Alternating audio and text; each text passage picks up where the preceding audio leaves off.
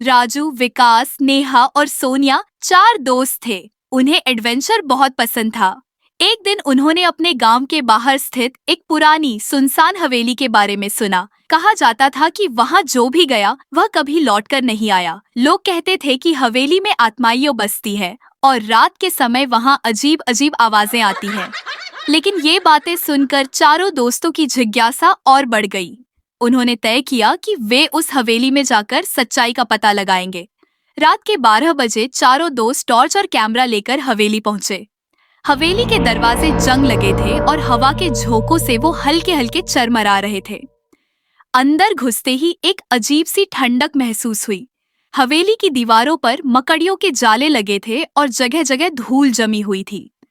जैसे ही वे अंदर बढ़े, अचानक दरवाजा जोर से बंद हो गया। सब डर गए, लेकिन उन्होंने खुद को संभाला और आगे बढ़े। हवेली में हल्की हल्की सिसकियों की आवाजें आ रही थीं। नेहा को एक पुराना आईना दिखा। जब उसने उसमें देखा तो अचानक उसका प्रतिबिंब मुस्कुराने लगा, जबकि नेहा खुद घबराई हुई थी। वह घबराकर पीछे हट गई, लेकिन बाकी दोस्तों को आईने में कुछ भी अजीब नहीं दिखा।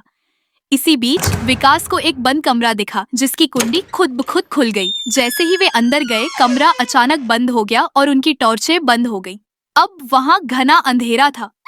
तभी सोनिया ने महसूस किया कि कोई उसके कंधे पर हाथ रख रहा है। उसने चिल्लाते हुए टॉर्च ऑन की, लेकिन वहां कोई नहीं था। राजू ने देखा कि सामने के कोने में एक लंबी परछाई हिल रही थी। वो छाया किसी इंसान की नहीं थी, बल्कि किसी अजीब डरावने प्राणी की थी।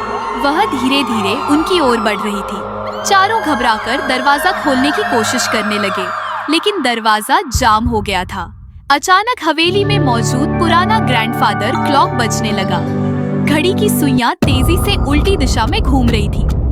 तभी एक कर्कश आवाज गूंजी, तुम लोग यहाँ क्यों आए हो? चारों दोस्तों की चीखें निकल गईं। वे दरवाजा जोर जोर से पीटने लगे। अचानक दरवाजा खुद ही खुल गया और वे गिरते पड़ते बाहर निकल आए। बाहर आकर उन्होंने देखा कि हवेली के अंदर की खिड़कियों से किसी का चेहरा झांक रहा था, पीला, डरावना और खोखली आंखों वाला। तभी गांव के बुजुर्ग पंडित जी वहां आ गए और बोले, मैंने कहा था वहां मत जाना, वह आत्माओं का अड्डा है। पंडित जी ने बताया कि सालों पहले उस हवेली के मालिक ठाकुर सुरेश सिंह ने कई लोगों की निर्मम हत्या की थी। उनकी आत्माएं अब भी हवेली में भटक रही थी। कोई भी वहां जाता तो वे उसे अपनी दुनिया में खींच लेती थी। राजू, विकास, नेहा और सोनिया ने कसम खाई कि वे फिर कभी ऐसी मूर्खता नहीं करेंगे। वे कांपते हुए घर की ओर भागे, लेकिन हवेली के अंदर से अब भी किसी के हंसने की आवाजें आ रही